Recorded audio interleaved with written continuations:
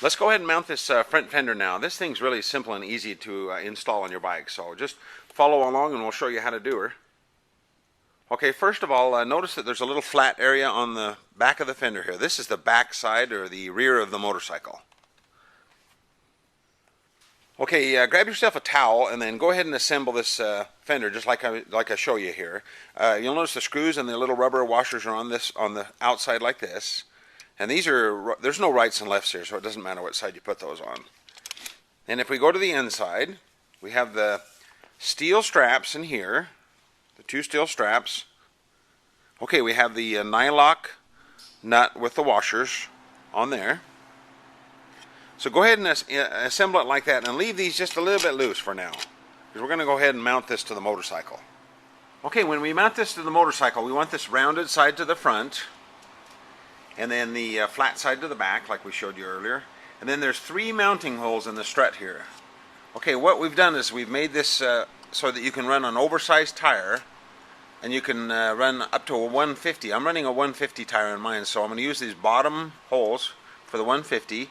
And like if you run a 140 or whatever, you could run that on maybe the middle slot. And then if you run the stock size, you could run it on the top slot there. It'll lower the fender down lower. So go ahead and determine which of those mounting holes you want to use according to the clearance that you have on the fender. You want enough clearance on here that it doesn't rub the tire. I like to be able to shove my finger through there. And then watch the front and the rear too. You want to make sure there's enough clearance there. And just go ahead and mount it so it looks really nice.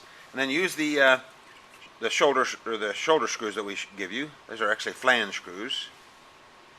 And just go ahead and mount those according to the size tire that you run. And then I'm going to show you on this side. Okay, on this side, go ahead and run the strut on the outside. And then this is that steel brace for the brake hose. So strut, steel strap, and then fork.